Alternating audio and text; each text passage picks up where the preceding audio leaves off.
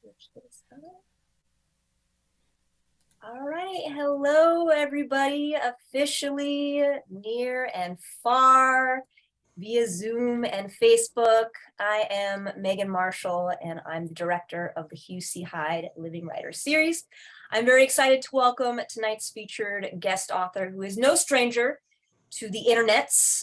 Just check out his awesome YouTube channel, but not right this second. Wait until after the event and then go on and check that out. And even though we're joining y'all via Zoom tonight, I do want to acknowledge the Kumeyaay land that we are privileged to inhabit and share here in San Diego. And as members of the SDSU community, we acknowledge, respect, and celebrate their legacy.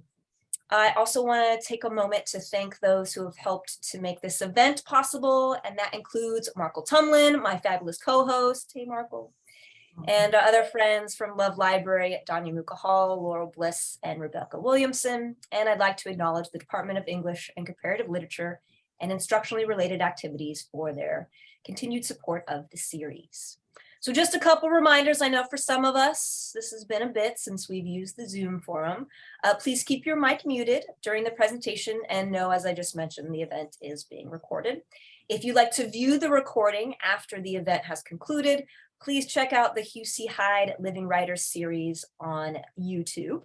And there's, in addition to the recordings of our readings, we have a lot of other wonderful content for your viewing pleasure. So check it out when you have a moment. And for tonight, once the reading portion has concluded, we're going to open it up to Q&A. So you can feel free to use the little hand raise function or to put your comments into the chat, and we'll get to as many questions as we can. Without further ado, it is my pleasure to welcome our featured author. Yuvi Zalkow is a writer, novelist, podcaster, software developer, amongst many other things. He is the author of 2 novels, I Only Cry With Emoticons, from Red Hen Press, came out this year, which you'll be sharing from tonight, and a brilliant novel in the works, which came out in 2012. His short stories have been published in Glimmer Train, Narrative Magazine, Carve Magazine, Rosebud, the Los Angeles Review, and others.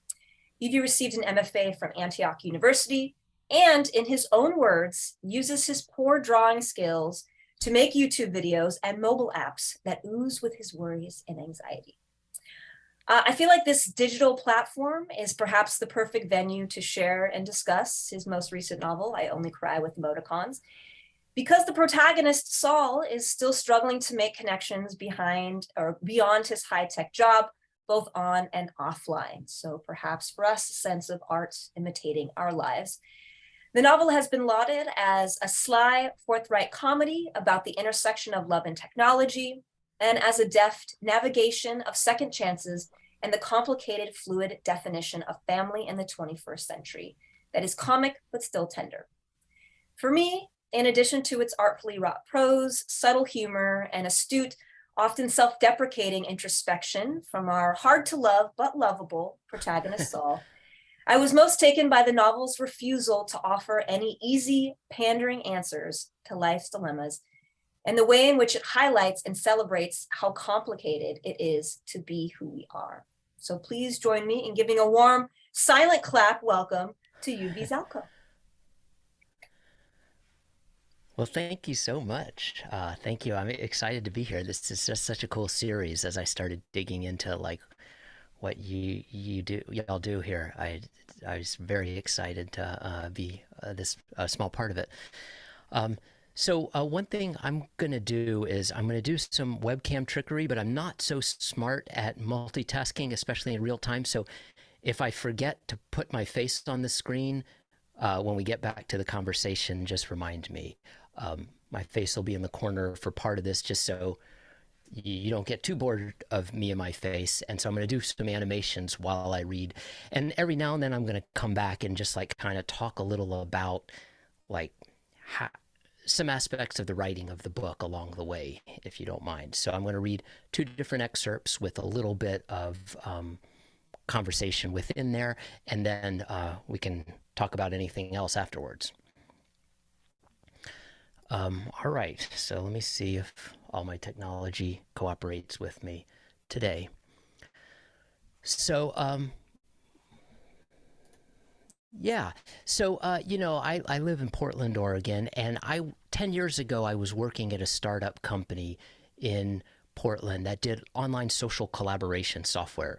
And since I don't know y'all, you don't already know this about me, but I'm a total Facebook failure. Like, I do not know how to do social media so well. And I get screwed up when, with the likes and the comments and the replies. And even when something goes well, it messes me up because I'm like comparing my likes to this other person's likes. And why did my baby picture not get as many likes as that other baby? I found it complicated. And especially working at this online company this company that did online software, kind of like Facebook for companies to talk to each other, I really started thinking about how messy it is the way we communicate with all our apps and all our devices and the in person stuff alongside that. I really wanted to write a story about that. So I took a week off of work and just plowed through a story that I realized, like, oh, this is, I think, a novel. And took a few years, but it eventually became this novel. And so I'm going to read um, the first excerpt is from the beginning, kind of an abridged version of the beginning of the book, just to get a feel for it. My boss tells me it's embarrassing that I've been here for 6 years and I'm still at goldfish status. Ever since we installed the gamification plugin, he knows exactly how many likes I've gotten from coworkers, exactly how many comments I've made, exactly how many virtual pints of beer I've received. He even knows how many animated cat gifs I've gifed, which is 0. We get points assigned to these various activities and are assigned a status level based on our points. I'm a goldfish, even though some 6-monthers have already leveled up to penguin. My boss is a blue whale. He tells me this morning that I need to mention more people in my posts. The chief technical officer needs to know what I'm up to. People need more visibility into what I'm doing. But what I'm doing a lot of the time is hiding in the bathroom and writing stories about my dead grandfather and failing to mention the people I especially don't want to mention because I'm all mentioned out. One quick side note is I really did write a big chunk of this novel in the bathroom stall of that day job. And I'm still friends with my boss there. We have a better relationship than this character, but I somehow love to write on my phone in the bathroom. I think everyone thought I had digestive issues, worse than I really did. Anyway, let's get back to this.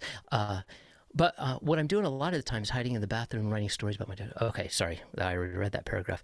Look, Collaboration Hub is not a bad place to work. They're good people. The online collaboration software they make is a good product. They give my family, or at least me and my boy, good health insurance. It's really true that they take collaboration to the next level. Trademark. But I don't happen to like collaborating at this level or the next one. When I get back to my desk, I see that I have some private Collab Hub messages waiting for me at my laptop. They're from Anne, my coworker, who has dedicated too many office hours trying to save my floundering life. She says she'd be happy to set up a personal profile for me, either on OkCupid or just on our internal dating group. At Collaboration Hub, we use our own software to collaborate with each other, and we have over 4,000 social groups, which is pretty impressive and pretty horrifying for a company of 321 employees. Anne sits at the desk next to me. She looks so focused at her two 25-inch monitors, like she is doing nothing but serious work. There's a small desert rose cactus between us, sitting on her desk that she overwaters. She claims it has a beautiful flower, but I've never seen one. We've moved beyond cubicles around here. Cubicles are so 20 years ago. Here we have these big ugly slabs of pressed wood pushed up against each other, making little islands of desks, about 4 together at a time. Anne is on my desert island. I lean over to Anne and talk to her old school with my actual mouth. Just what I need, I say to her, to date an effective collaborator at the next level. She whispers to me over the cactus, I can mention you in the singles group, or the just for fun group, or the divorcee group. She has these cute chunky cheeks with dimples, but also long gray strands in her black hair, and it's impossible to gauge her age, except she's somehow captures the best of both worlds, old and young, whereas I'm the worst of age 45, too old to have fun, too young for wisdom. I remind Anne again that I'm not officially divorced. She says she's even willing to at-mention me in the semi-safe for work kinky group and pet lovers and lonely guys. I hate pets, I tell her. She gets up and walks right next to me. I can smell her perfume, some kind of flower that my wife and probably my son could identify instantly. Anne says, Saul, it's been 2 years since she left you. Divorced or not, y'all are done for. Anne's southern accent comes out when she's frustrated with me. It's comforting, her accent, even though I know it came along with some history of abuse and collard greens. I also grew up in the South, but living in the suburbs of Atlanta with Jewish parents threw off the accent. Anne makes it seem like 2 years is a long time, but it doesn't feel so long to me. Some days I still unthinkingly drive home to what is now my ex's house. I'm trying to finish my novel, I tell Anne. She takes a deep breath and then sighs. I love my friend. She never lies to me. When she's exasperated, she exasperates. Okay, that's the first excerpt. And so this guy is working on his novel about his grandparents. Oh, thank you so much. He's working on his novel about his dead grandfather, and he's kind of obsessed with this at the expense of a lot of other things. So the next scene I'm going to read is from, I think it's chapter 2 or 3, where he goes on a blind date. So his coworker Anne invites him over, excuse me, to meet someone on a blind date. And she's also kind of upset with him at this point because he played hooky that day out from work to work on his novel, and she had to clean up his mess. This guy's a work in progress, so he really hasn't got his act together, especially at this part of the story. And so he goes over to Anne's house at the end of the day, to Anne and her husband, and this woman who they're setting him up with hasn't made it yet to the house yet. And I'm gonna keep reading a little bit more from there.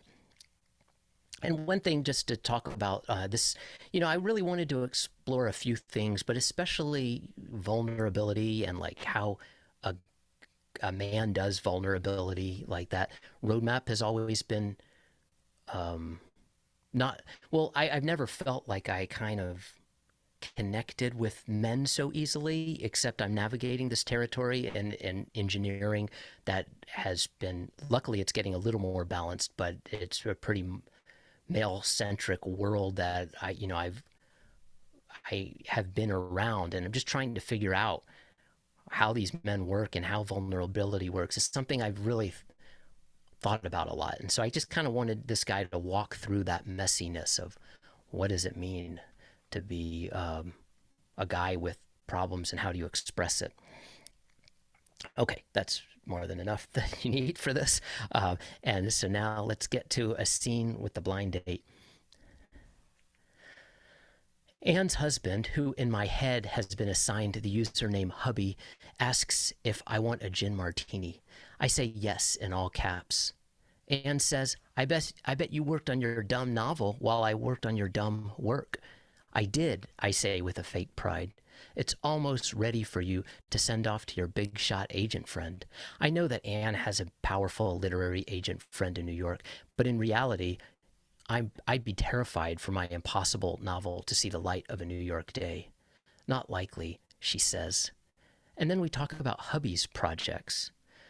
Since they don't own a car, he is converting his garage to his own personal brewery and movie theater. This happens way too much in Portland, Oregon, by the way. He has a projector, and he plays 1970s movies on the inside of the garage door while brewing beer. He is currently working on a lager, 2 IPAs, and a stout with molasses and ginger and Earl Grey tea. I enjoy hearing him talk about it. I like men who are into projects, not little writing projects hiding inside the circuits of solid-state drives, but real-world physical projects that involve touching real-world things to produce real-world results. Anne teases him about his obsession, but she doesn't try to save him the way she tries to save me. I don't know whether to be flattered or offended or something else. We get so far into the martinis and the brewing talk and his insistence that every self-respecting American needs to watch The Godfather at least once a year, that when Blind Date walks in the door, we look at her like she's a burglar. Sorry for the repeated image. I ran out of time and abilities to draw more humans. pretend like it's a really fresh, beautiful drawing here. She's probably in her 40s like me, but her body is shaped like an athlete, and I start to worry. I force down my tight, always at the computer shoulders, and I push out my flat, always at the computer chest, and I imagine that my bike commute to work is more than just a few miles of meandering slowly while thinking about my dead grandfather. Reading this part always helps my posture, at least. Where was I? She has this fabulous long brown hair almost to her waist that probably takes a year to dry. For the most part, I focus on her smile, which is pixelated slightly since I'm wearing my reading glasses by mistake, but I can still tell the smile is nice. It's sad, too. There's a hesitation, and it makes me want to know more. She checks me out just for a split second while hugging Anne, and she doesn't leave the house immediately. Level 1 complete. Blind Date tells me that her name is Kitty, which sounds like it's straight out of the porn name generator that I created last month for Hack Day, but I try to roll with it. Kitty shakes my hand, and I fake a sturdy handshake. Hubby makes a first martini for Blind Date and a second round for everyone else. Hopefully this drink will give me the confidence to survive the night. There are pimento olives in there. The martini group at work would be impressed. Hubby says that we can watch Taxi Driver in the garage tonight, which is either cool or creepy. Kitty and Ann talk about a beach trip they're planning, girls only. I force myself not to ask if I can come along, even though I hate beaches. I want to go with them anyway. I bet they'll talk about bad blind dates and all kinds of other juicy stuff. When I was getting my engineering degree, I always felt out of place with the other guys. I wanted to hang out with their girlfriends, talk about relationship issues instead of how to hack into the school servers. Luckily, Collaboration Hub has been good about hiring women lately, even though sometimes it feels like the women have to outman the men to stay in their roles, which is the big matzo ball of a topic that I don't know how to approach. While they talk, Kitty wiggles her hips like she is dancing in the chair. I hope she isn't a dancer type. Dancers make me realize how uncomfortable I am in my own body. Kitty says she wants to go for a swim in the ocean before the summer is over. In the real life, physical ocean, I ask? Isn't the Pacific cold and dangerous and horrible and violent and cold? You got to be in like Oregon Pacific territory because y'all might actually step into the ocean without a wetsuit down there. But yeah, this is interesting just because I wrote this before I fell in love with the Pacific Ocean, spending 4 months in Hawaii. And then I realized like I started out more in Saul's perspective. And when the book was published, I was like, oh, I get Kitty a lot more than I get Saul about this. Anyway, okay. So she looks at me for too long like she doesn't understand the language I'm speaking. So I look at Anne and hubby, hoping someone can save my sinking ship. Kitty finally says, when you swim in the ocean, you can't think about anything else except staying afloat. She stares at the ceiling like there's some kind of beauty to the experience. She's a skinny woman, but her arms are all muscle. They're used for a lot more than QWERTY on a keyboard. Another thing about swimming in the ocean, she lifts up a finger and shakes it towards me a few times. I'm expecting another profound insight, but then she says, it stops me from fantasizing about cutting off my ex-husband's cock. She closes her eyes. She takes a deep breath and presses her hand to her chest and then looks at me. Oops, she says, I wasn't supposed to say that out loud. It is exactly this line in the code when I like this girl. There is something between us. My divorce trauma fantasies are not as colorful as hers, but they're there. Some days are more desperate than others, but those first few months were no fun. Drinking too early, not eating, not sleeping, dirty underwear, writing and deleting and writing and deleting and writing and deleting 1,000 horrible and cruel emails, not leaving my couch for entire weekends, the kid asking why I keep getting the flu. I may not know about cock cutting, but I could get there from here with just a short TriMet bus ride. I ask Kitty what else she's into. It doesn't come out right. I'm into novelty piggy banks, she tells me. I start to giggle, but then notice nobody else is giggling. So I ask, what do you do for a living? Sell piggy banks on eBay and Etsy? She tells me, yes. She's serious. I work on my martini and wait for the life rafts. life rafts. Hubby is quietly drinking his drink like he has diplomatic immunity to small talk. Anne looks up from texting someone on her phone, which somehow makes me jealous, and says, Saul's a writer, you know, which she says with the kind of pride I've never heard from her about my writing. He even published a novel a few years ago. More than a few, but I'll take the compliment. This is when Kitty looks up at me. She really looks at me like I've been put up for auction on eBay. I get itchy all over. She says, So are you one of those shame-filled writers? I say, Is there any other kind? I think I smile, but it's not helping. We're no longer on the same side. It's worse than not being on the same side. It feels like I'm on her ex's side all of a sudden. What do you write about? Kitty is all business at this point. I can feel Anne and hubby watching us. I look at my smartwatch and say, Look at the time. I need to call in sick somewhere, even though Anne knows that I turned off the time feature on my watch, so it only shows random lines from my broken book. Anne talks to me like a dog. Stay, she says. I say I write about screwy families and screwy relationships, which is a terrible description. By the way, I suck at describing anything I ever write, so this is really how it ends up coming out. I write about screwy families and screwy relationships. She doesn't smile. I'm still up for auction, but Kitty gets softer when she says, Anne tells me you have a cute kid. Anne blushes, and I try to imagine the PowerPoint bulleted list of me. Okay looking, okay writer, okay employee, has a cute kid.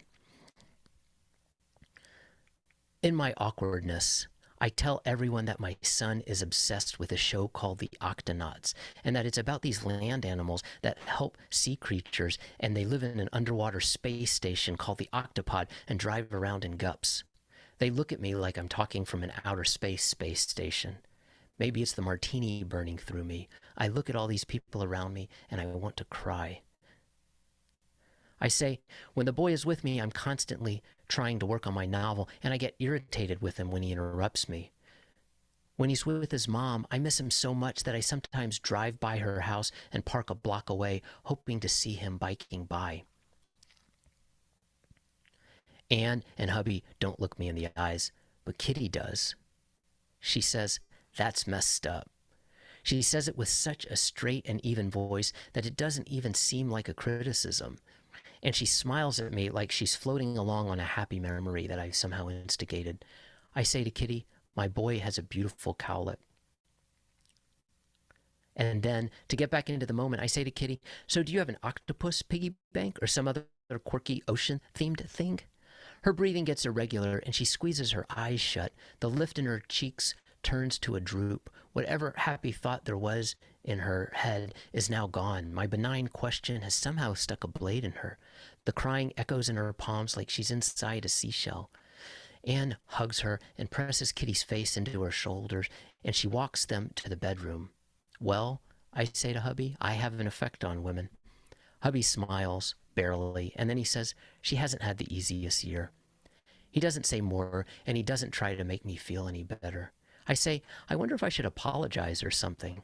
Hubby lifts his shoulders up and down. This is the kind of moment where I don't really appreciate project-oriented men who aren't into emotions. They'd rather repair something in the garage than repair something in the heart. I stand up in a state of antsiness. I don't know if I want to go towards the problem or run the hell away. Both directions seem bad.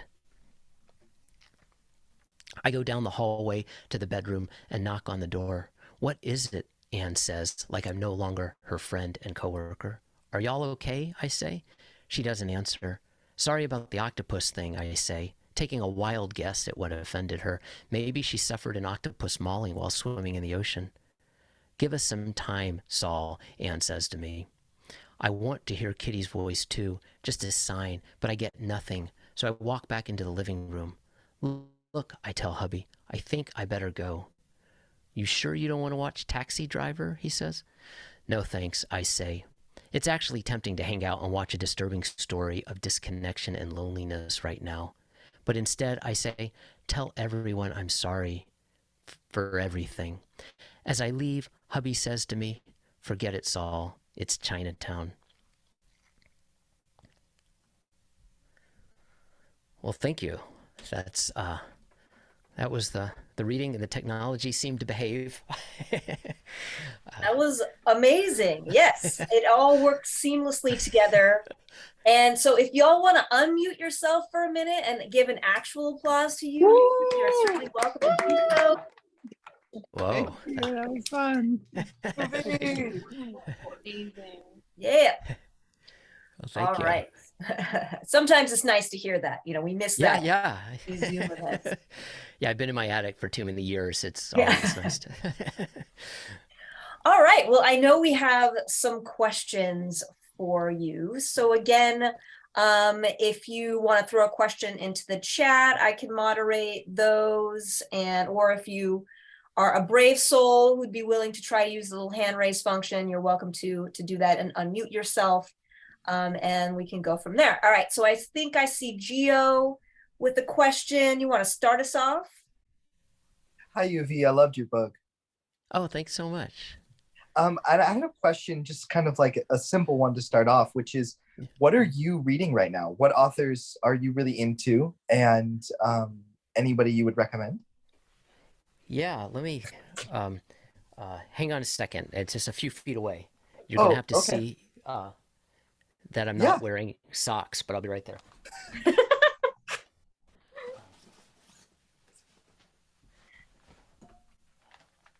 This is just an amazing collection of stories. This is someone I went to Antioch University with, Toni Ann Johnson, and she wrote this short story collection called Light Skin Gone to Waste. I think it just got mailed to me, even though I think technically it doesn't come out for a week or two, but I didn't have any special access. I ordered it, pre-ordered it, and it arrived. But it's an amazing collection of stories.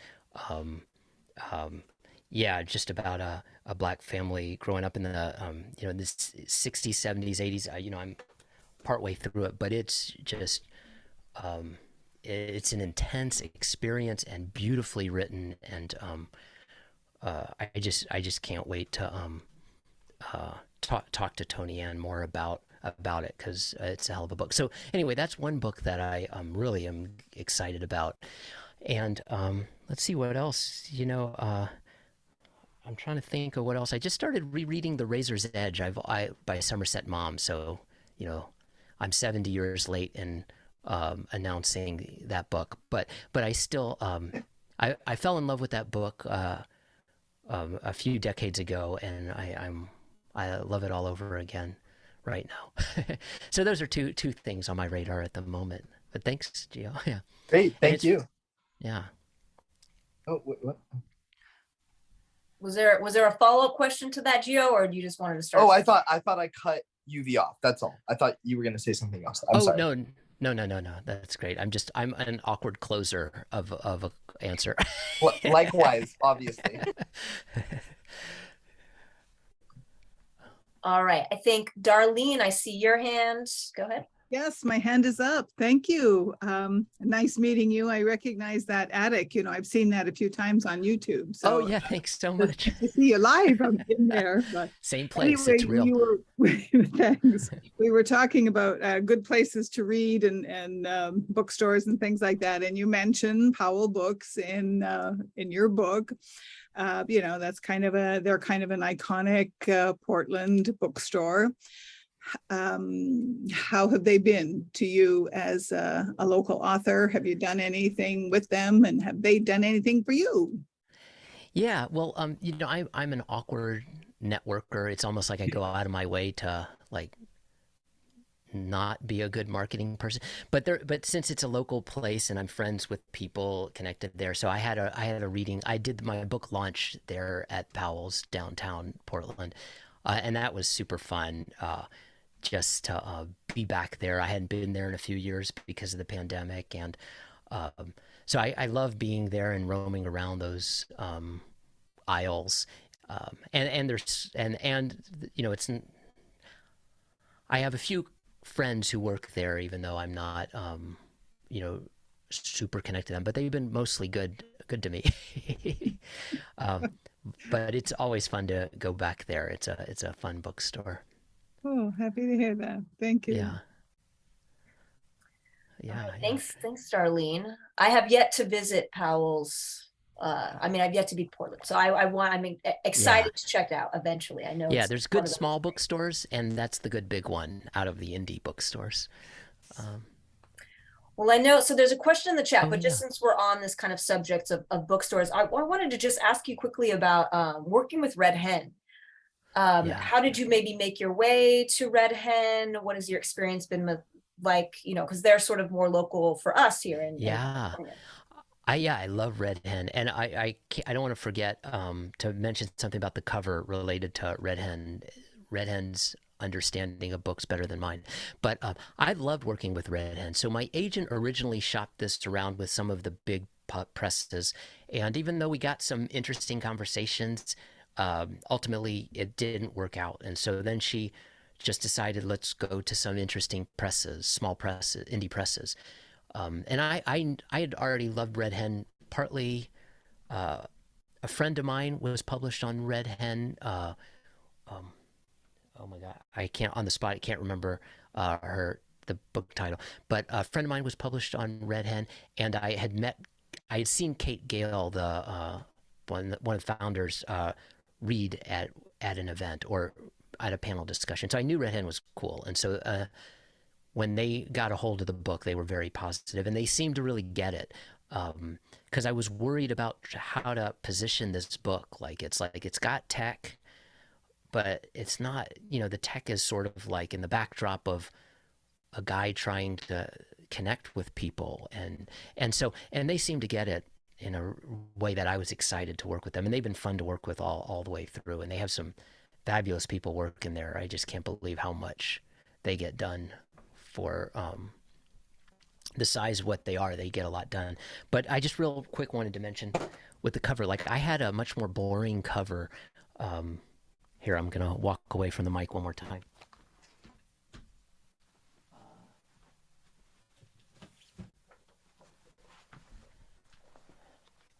So I had this cover idea of like just chat bubbles, and it's cool. Like it worked, and we had it, but it didn't. Like it was when we tried it out for these advanced reader copies, there wasn't quite as much excitement.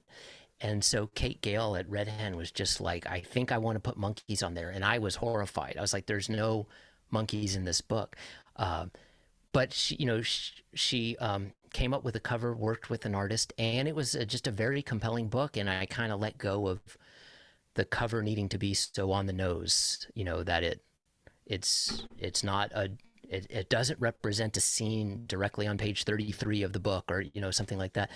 But my only contribution to the cover is I was like, at least put an emoticon in the monitor of the computer that the monkey's typing on.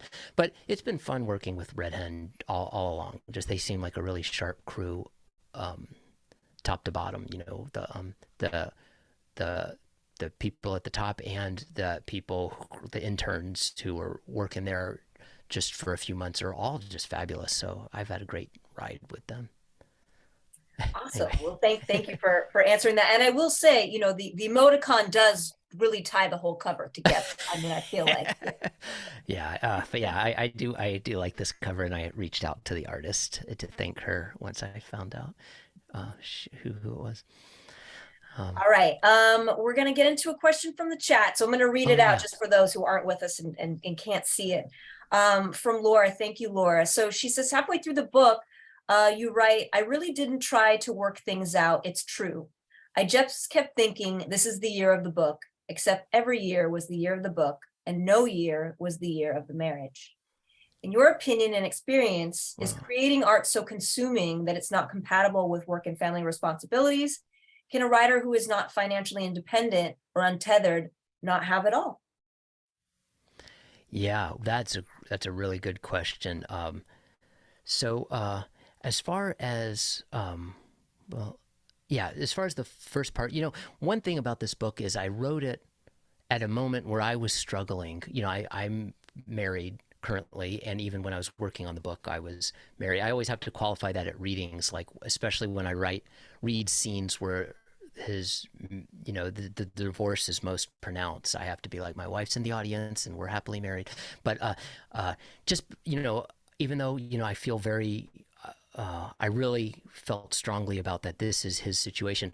I feel like this is like a near miss of like where I almost was heading, as far as not connecting, like between the work, the day job work to pay the bills, and my creative life and my family life. I was not getting any of those things done well, and I was resentful about everything. And I really tried to work through how to find this balance and stay connected with my family and friends, and not be cynical about the work I do to pay the bills, even if I have to do some of these creative passions to the side.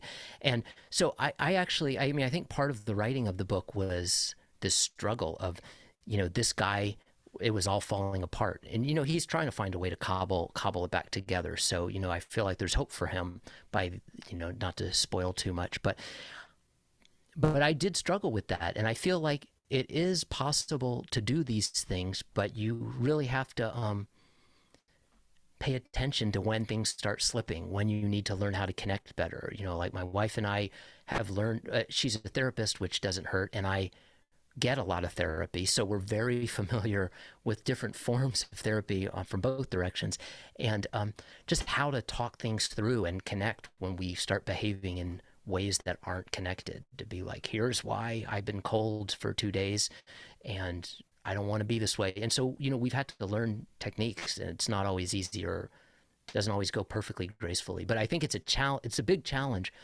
but I feel like it's possible. But I also feel like, it's easy for everything to fall apart. And maybe that's the whole struggle of that book. Well, I think it goes Thank you. for sort of anything in life, right? Trying to find that balance is always difficult. And that's, I think, as I mentioned in my intro, that I think I love that the book embraces that complication, that messiness. Yeah. I think earlier you said sort of like the messiness of vulnerability. But I think in addition to that, sort of just the messiness that life takes, right? And, how can we achieve that delicate balance with all of those aspects in our lives? Yeah. I loved your description so much. I wish I would have put it on the book jacket. So I appreciate that. Well, when it goes into its second printing or third printing, wherever you're at this point, just feel free. Great. Feel free. You can throw it on there. Mm-hmm. All right, we had another question in the chat from Victoria, who says, "Hi, Yuvi. I really loved your book and the relationship between Saul and August, his son. Why did you choose to keep August's name out of the story for the most part? And is there any significance to the name, August?" Oh, yeah. Yeah, a lot of good questions there. So, yeah, this was a controversial thing that I went back and forth on. A lot of times my early drafts of things don't have names because I'm like so deep in my consciousness. And, with my first novel, I ended up naming the main character Yuvi, which caused a new set of problems once that book got published. But eventually, during a certain draft, I get the names in there. And it somehow didn't seem right with this book to put the names there. And I kind of thought through why. In the end, I think, I don't think I can explain this so well, even though I felt it. It's almost like he's so enmeshed with, he kind of doesn't distinguish like who he is versus who his kid is versus who his ex-wife is. So he keeps calling his wife, the wife, doesn't give her a name for a while. And Augie or August, he doesn't get a name for a while. And I think it's part of his lostness that he doesn't know where he ends and other people start. And it just felt natural to write the book that way. But at some point I felt like, okay, this guy he's at least on his own 2 feet, even if he's still stumbling. So then it started to make sense to bring in the name. And I've heard mixed feelings. Some people I've heard loved it. Some people said that bugged me. So it was something I really had to think about. Like, do I want to stick with this? And Augie, I guess one thing I didn't mention in like the books I'm reading is, as I was reading this, I was really enjoying Saul Bellow, Herzog, and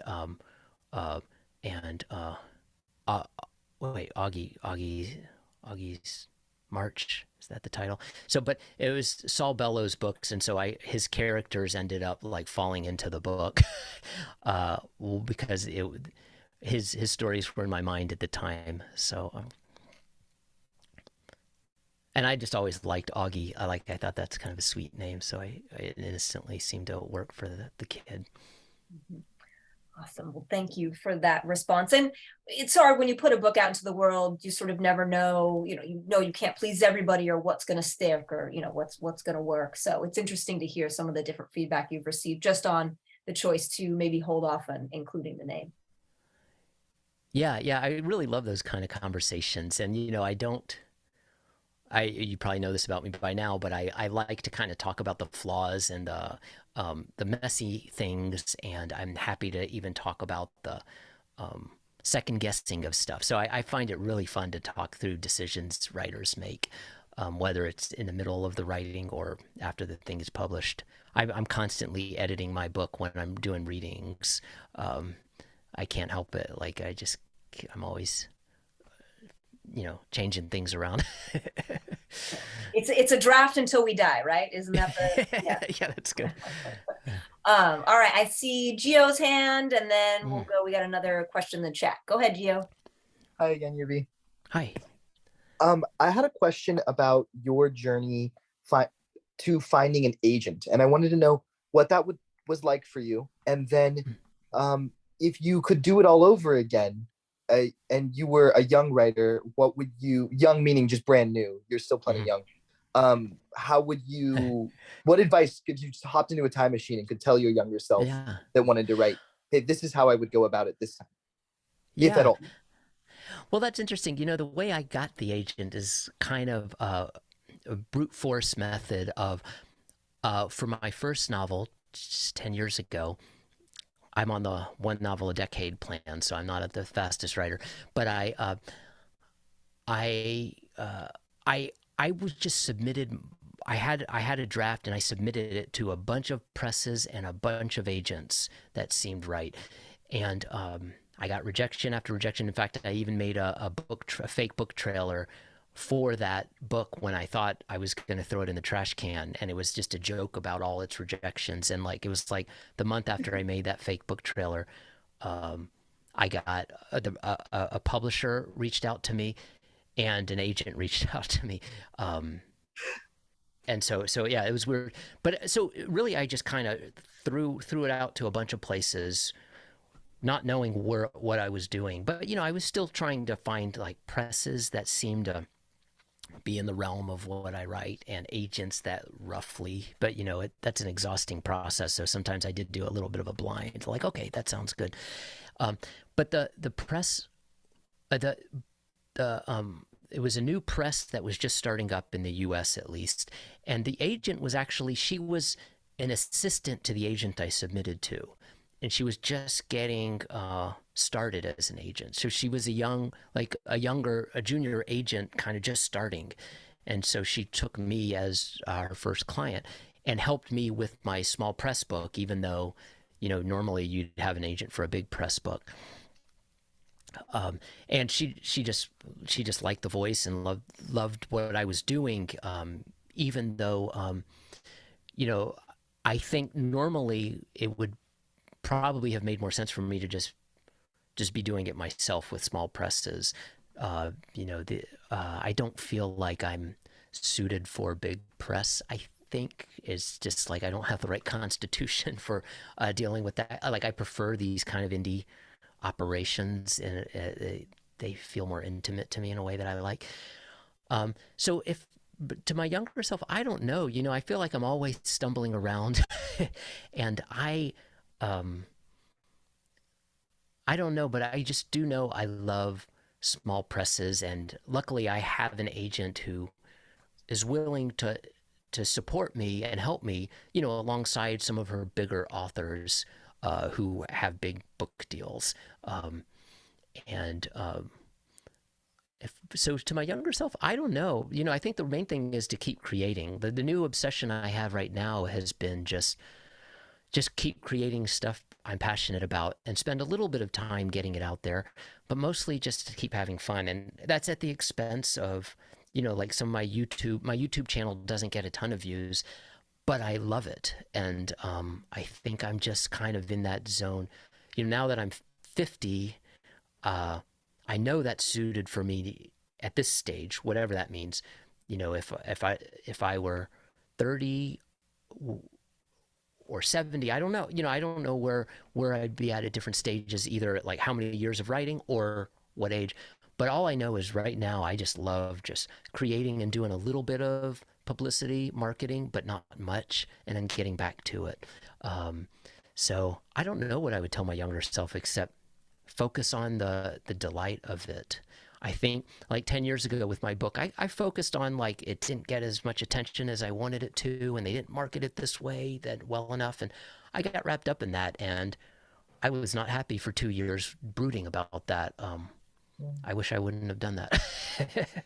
And this round, I'm just like, this is amazing. I don't care if it sells one book or more. It's fun to talk to people about books, and I'm, you know, maybe I have my darker moments, but mostly I'm just like excited to talk about storytelling. And you know, I just wish I would have done that more and brooded less. I don't know if that quite answers your question, but No, it's very, very helpful. Thank you so much. Yeah. Yeah, I like that, to focus on the delight of it. I think that and brood less. Some brooding is okay. Sometimes Yeah, a you just little have to bit of brood. brooding Yeah, can a make little bit. Yeah, a little bit of brooding. All right, let's see. So Lucy has a question. She says, I really enjoyed the story, and I thought the way you wrote about communication in the modern world was so interesting. Do you feel technology itself or corporate life is a bigger danger to modern communication? Wow. Yeah, those are both very big, complicated areas. And, you know, and I have, like, for sure with technology, like, I love, you know, using stuff with technology, and you know, scribbling stuff with my Apple Pencil on my iPad, and smartwatch and VR, and all that stuff is and artificial intelligence is interesting, but scares the crap out of me too. And how it's being used and how it manipulates us and taps into our weaknesses. So I am both like interested and terrified about technology. Corporate life is also soul sucking. It can be. You know, at the time I wrote this book, I got a lot of fuel from a few dysfunctional startup companies that I worked at. Now I'm working at a healthier, it happens to be a big company, but I feel like big and small companies have potential problems, different types of problems. But now I work at a big corporation, and they try to get us to, they help us to volunteer more and to connect more. And they're always talking about equality and inclusiveness. And, you know, I'm sure you can look at some of it with a cynical eye, but some of it feels like they mean it in some corporations. Others, you know, I feel like you could easily just fake it just to say what sounds good. And so I guess technology and corporate life, I both feel like there are some ways it's okay and some ways that it's just destructive, and you know to the point of like, how will the democracy hold with all this stuff? So I don't know. I think both elements are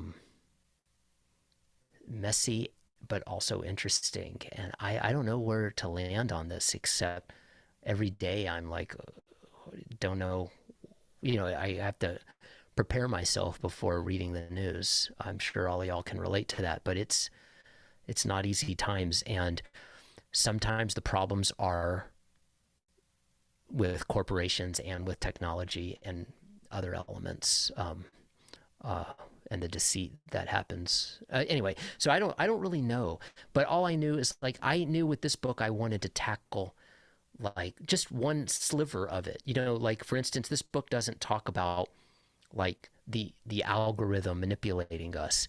It's more just kind of a more subtle element of like how even the seemingly good parts of tech make life complicated. And I decided, you know, when I started going down different roads, I was like, oh, this book can't hold that stuff. Like it doesn't fit in here. it became too big for the book. You know, when I went down the rabbit hole of like horrifying things happening, like with the election and Facebook and all that, I was like, oh, this book is a different story. So anyway, that's a long-winded way to say I don't know, but it's scary. Well, and I think you're right. That is a big question to tackle. Yeah. I'm teaching about social media in a composition class, but we just are talking about the social dilemma, that documentary that came out. Oh, I mean, yeah, it was right. like, a couple of years ago. Yeah, Yes. my whole family watched that. Yeah, that's interesting. Yeah, lots to talk about there, but we won't go down that rabbit hole so much. Yes. Okay, so Sarah, I think, has a question. Go ahead, Sarah. Yes, thank you. Hi, Yuvi. I loved your presentation. It was so unique, very innovative. Oh, thank you. Fully engaged with it. So, oh, cool. But I wanted to hear kind of how does your publisher, or has your publisher ever encouraged that side of you in a way that markets your book? Because for example, I'm thinking like for my hope and dream of publishing a poetry book, I was going to be putting QR codes on every page so that the reader could potentially pull that up and hear background or hear like, I love it. I had that kind of idea. And so I was wondering if there was a way to, incorporate technology and make it like a phygital experience, like physical, but also digital. And if you had ever thought of those things. Yeah, well, that's pretty wonderful. Yeah, and there's two elements that come to mind with what you said. Like, one is if the publisher supports like who you are and how you tell a story, and then there's also the technology aspect. And I think like with Red Hen Press, what I loved about them is I was afraid, like the first words on my website are "I'm sorry," and I thought, oh, they're not going to like that, and they love that stuff because it fits with who I am and how I operate in the world, and it's in my writing, but it's, I can't help it whether I'm doing. There's an unhealthy part of that and a healthy part of that, but they embraced who I am, and so for that part, I feel like a good press will kind of embrace who you are. Now, as far as like the one thing that I maybe, and they like all these animation things I do, but they don't necessarily have the tools or the maybe, how do I say this? We didn't quite figure out like the ultimate best way to use all this tech, so I tried to get stuff out there, but it probably didn't get as much traction as it could have if we were more brilliant about it. So maybe the tech savviness might, maybe a different publisher might have like a whole arm of how to use tech in the perfect way, and that might be suited for some of like your vision of how things can go. But on the other hand, Red Hand is super supportive of however I approach things, where I'm like, here's a crazy idea. I'm going to bring all this tech into this bookstore to do this thing. And they're like, great, let's do it. And so they were supportive of all the pieces of it, but they didn't necessarily have like people to like take it, like say, okay, not only that, let's do this one thing beyond what you just said. And so, but another press might be able to have the vision for like the tech or the other elements. But that's one thing I like about a good press, is that they support you and your voice and your style in the right way. But yeah, so it's a mixed bag for me about the tech. Like they were very supportive and excited, but I don't know, if we could have done it in a smarter way to draw more attention. There's so much noise going on in the world as far as all the things going on. It's tough to know what will work when. And I don't know why things didn't get more traction, but I also had a hell of a fun time trying these visuals, experimenting with visuals and stuff throughout all the events I could. Thank you. Yeah, good luck. That sounds really fun, your ideas. Thank you.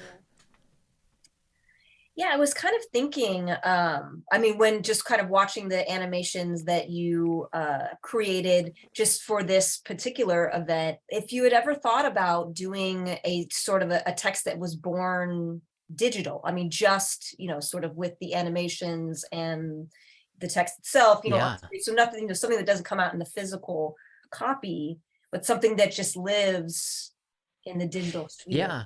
Well, I've sort of done that in a way with like my YouTube channel. I experiment with like I did.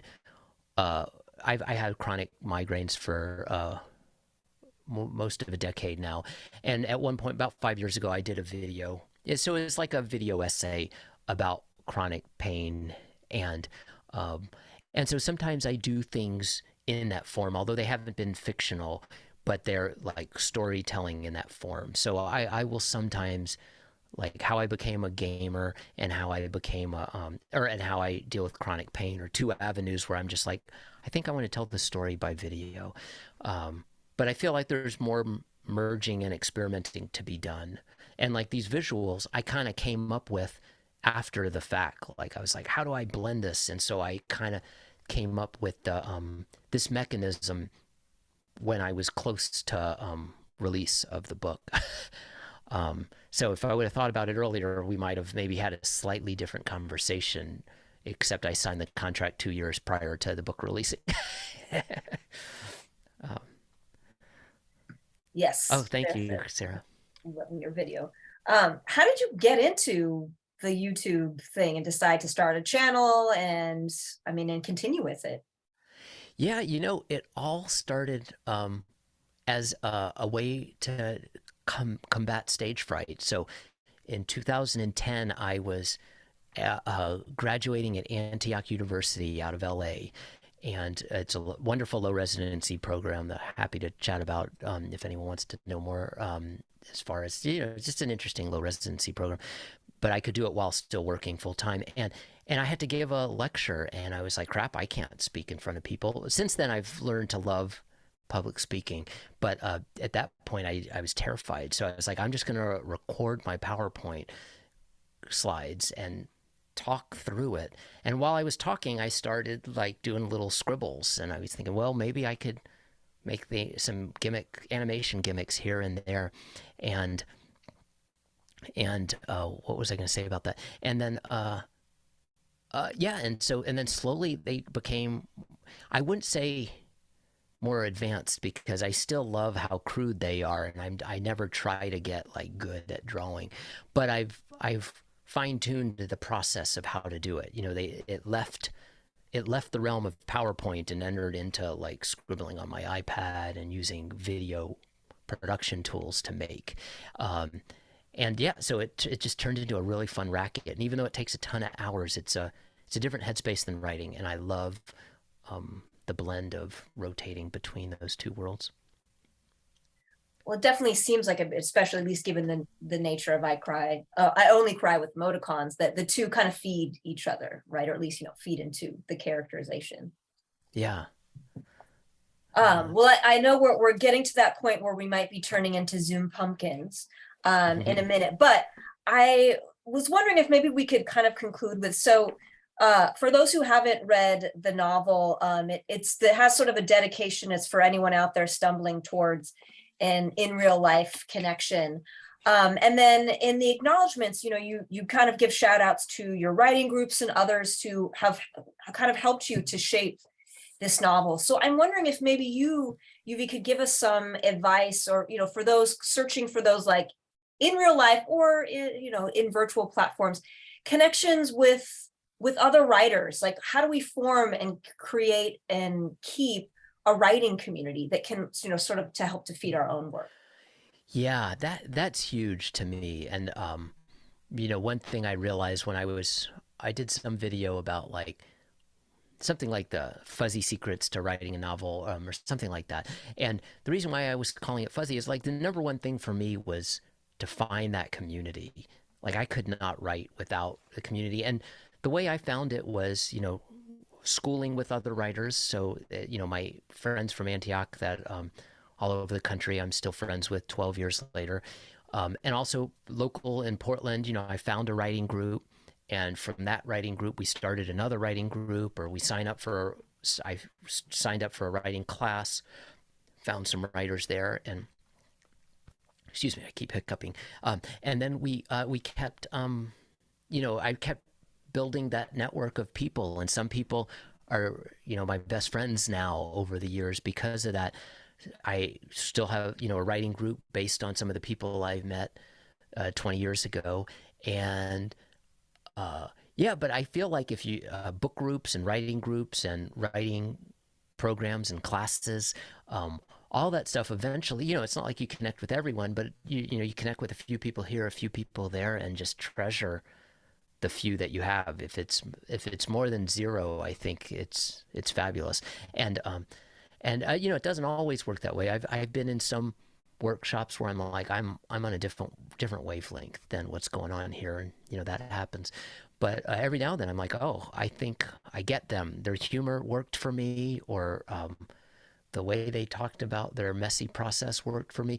And so yeah, I don't know, but I feel like if you try it, I mean, I think for a lot of things, it's like you keep trying. Building relationships is a lot. It's tiring, and it takes a lot of tries. So whether it's a therapist, a partner, or a community of writers, I feel like you'll have a lot of false starts. But if you have a few people that you trust, it's just fabulous to share ideas and just vent or discuss where you're at. I love that part of life. I don't know if that sort of answered your question, but I really treasure that community, some local, some all over the country. Wonderful. Well, yes, I think that's sound advice, that even if it's just one or two other people, if you can find your people, then that really can make a difference. Yeah. Yeah. And give it some time. It doesn't always happen immediately. So sometimes it takes some patience. Yes, absolutely.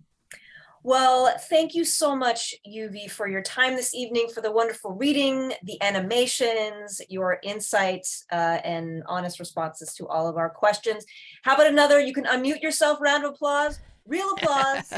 Thank you. And Thank I'll take emojis too. Yeah, thank you. Yes. Maybe even some emoticons in honor of the book. You could throw them into the chat. Nice. Yes. And Well, yeah, everybody, be sure to check out Yuvi on YouTube. We've been mentioning these videos. There's lots of great things. And hey, while you're on YouTube, also check out the Husey Hyde Living Writer series. Yeah, I'm all impressed. The things So we have to offer. And thank you all for joining us. We appreciate your time as well. Have a great rest of your evening. And again, thank you, Yuvi. It's lovely to meet you. Oosh. yes, super you fun. so Thank you. much. Night. Take care. All right. Goodbye, Bye-bye. everybody. Bye.